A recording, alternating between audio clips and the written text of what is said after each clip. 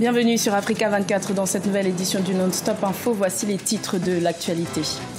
Inauguration du poste de commandement opérationnel de la force militaire G5 Sahel au Mali, une force militaire conjointe à 5 pays de la sous-région pour lutter contre le terrorisme.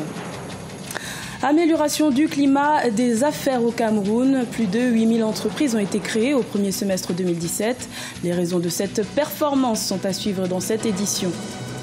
Et à la découverte du métier de luthier avec un artisan burkinabé, Alphonse Boussi fabrique des guitares depuis une trentaine d'années, une passion qu'il rêve de transmettre aux jeunes générations.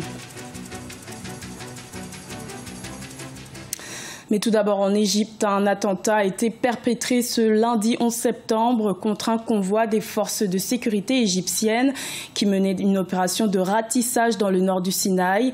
Une attaque revendiquée par le groupe État islamique qui a fait 18 victimes selon les sources officielles. Également dans l'actualité, la Somalie a également été touchée par un attentat à la voiture piégée ce lundi 11 septembre. L'attaque s'est produite dans une artère centrale de Mogadiscio. Au moins une victime et 4 personnes blessées sont à déplorer. Le projet de l'installation d'une force militaire conjointe du G5 Sahel avance. Le président malien Ibrahim Boubacar Keïta a procédé le 9 septembre au lancement des activités de ce contingent dont le poste de commandement est basé à Sévaré dans le centre du Mali. Cette force devrait être opérationnelle d'ici le 30 septembre. Reportage de notre correspondant Mokhtar Bari commenté par Siamlo Victoria Sedji. Le président malien a procédé à l'inauguration du poste de commandement opérationnel de la force G5 Sahel, regroupant le Burkina Faso, le Mali, la Mauritanie, le Niger et le Tchad. C'est à Sévaré, dans la région de Mopti, au centre du Mali, que le commandement de cette force sera désormais basé. Cette force devrait se composer de 5000 hommes, avec pour commandant le général malien Didier Dakou. Le chef de l'État Ibrahim Boubacar Keïta se dit confiant quant à l'atteinte des objectifs de cette force. Hors du soutien de cette force conjointe du Sahel, le peuple va reprendre espoir et courage. Et sa force de résilience va se manifester de plus en plus, de mieux en mieux. On l'a vu récemment. Donc c'est au fond une visite qui suscite en moi beaucoup de satisfaction, beaucoup d'espoir. Basée au cœur d'une région en proie aux attaques terroristes, cette force devra contribuer à la lutte contre le terrorisme et le narcotrafic. Le chef de l'État malien, président en exercice de l'organisation sahélienne, salue la confiance placée en son pays pour abriter le siège. C'est d'abord une grande confiance. Et en ce pays-là, un signe, un clin d'œil, pour que le Mali sache qu'il n'est pas seul. Il n'a jamais été seul. Tous ces pays-là ont été avec nous dès l'abord, ont toujours été présents, de la MISMA aujourd'hui. Au G5 Sahel, nos pays frères sont là, nous ne sommes pas seuls. C'est heureux. Et c'était, je pense, l'une des vocations de ce G5 Sahel, sa mission principale, donc la mutualisation, la mise en commun. Le Mali a offert 14 véhicules à cette force qui devra être opérationnelle d'ici 30 septembre 2017. Rappelons que sur les 423 millions d'euros nécessaires à la matérialisation de cette force, seuls 108 millions ont déjà été annoncés par les 5 pays composant la force, l'Union européenne et la France. Dans le reste de l'actualité, la 72e session de l'Assemblée générale de l'Organisation des Nations Unies s'ouvre ce mardi 12 septembre à New York, aux États-Unis. Une session au cours de laquelle le Maroc siégera en tant que vice-président, d'après la décision prise à l'unanimité en mai 2017 par les 193 pays membres des Nations Unies. Et sachez qu'Africa 24 vous fera vivre les travaux quotidiens de cette 72e Assemblée générale des Nations Unies à partir du 15 septembre 2017. Au Cameroun, plus de 8000 entreprises ont été créées au premier semestre 2017. Ce sont les chiffres annoncés le 31 août dernier par le ministre en charge des PME, de l'économie sociale et de l'artisanat.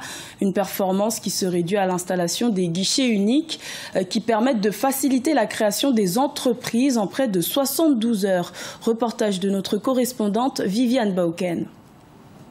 Au total, 8280 petites et moyennes entreprises et de très petites entreprises ont été créées au Cameroun durant la première moitié de 2017. Selon les spécialistes, le facteur qui a contribué à cette performance est la mise en place en 2010 des centres de formalité de création d'entreprises à travers le pays. Des guichets uniques qui regroupent en un lieu les différentes administrations qui interviennent dans la création des entreprises afin de boucler le processus en 3 heures. Le gouvernement entend progressivement booster l'esprit entrepreneurial chez les jeunes. Nous avons aussi le programme de promotion de l'esprit d'entreprise pour les jeunes. Ce programme a pour objectif auprès des jeunes, tous les jeunes, de cycle primaire, secondaire et universitaire, de pouvoir allumer le feu de l'entrepreneuriat pour offrir aux jeunes une alternative, être créateur d'emploi ou être employé. Il faut que dès la base, que le jeune puisse prendre cette option.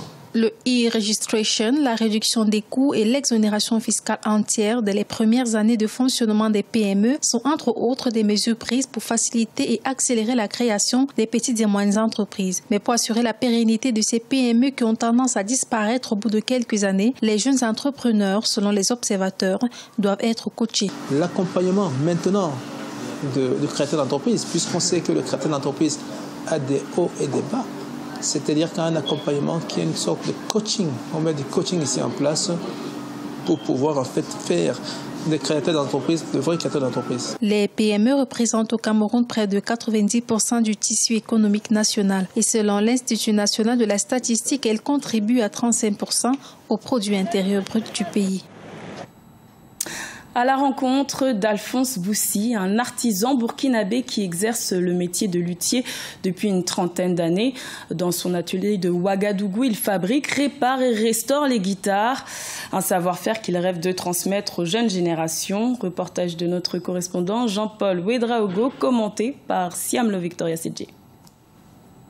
Alphonse Boussi, la soixantaine, artisan luthier, fabrique, répare et restaure les guitares depuis son tout jeune âge. Sa passion pour cet instrument a débuté par une formation à l'ébénisterie où il a acquis dans les années 1980 de solides connaissances en sculpture et en peinture. Aujourd'hui, il est plus qu'une fierté pour le monde de l'animation car c'est ici, dans son atelier en plein centre de Ouagadougou, la capitale burkinabé, que nombre de virtuoses de la guitare accourent à la moindre défaillance de leur instrument.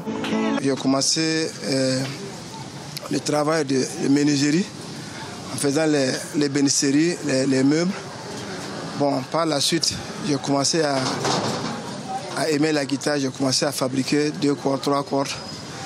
Bon, je peux dire que c'est Sissé Abdoulaye à l'époque, quand il était à Dédougou, bon, dans tout Dédougou, c'est eux qui avaient la guitare, quoi. Bon, moi, je passais toute ma journée avec eux, rien que pour admirer la guitare. Plusieurs jours lui sont nécessaires pour la fabrication d'une seule guitare. Entouré de ses enfants, il en fabrique des dizaines par an et en restaure selon la demande. Le coût d'une guitare est fixé selon qu'elle soit classique ou électrique. Il peut varier jusqu'à 150 000 francs CFA. S'il admet que le métier reste tout de même difficile, il demeure cependant convaincu qu'il faut bien que son expérience lui serve à continuer de l'exercer. Mon plus grand rêve, c'est de pouvoir vraiment transmettre, avoir une relève, c'est tout. Bon, s'il en faut, bon, pourquoi ne pas faire une création, une usine de montage de guitares. Là, ça pourrait créer beaucoup d'emplois pour beaucoup de jeunes. En plus des guitares, Alphonse Boussi répare aussi d'autres instruments à cordes. L'un de ses moments favoris, c'est lorsqu'il aperçoit sur scène un instrument qu'il a lui-même façonné. Ce journal a été réalisé par l'ensemble de la rédaction. Merci de votre fidélité. Retrouvez dans un instant une nouvelle édition de l'information sur Africa 24.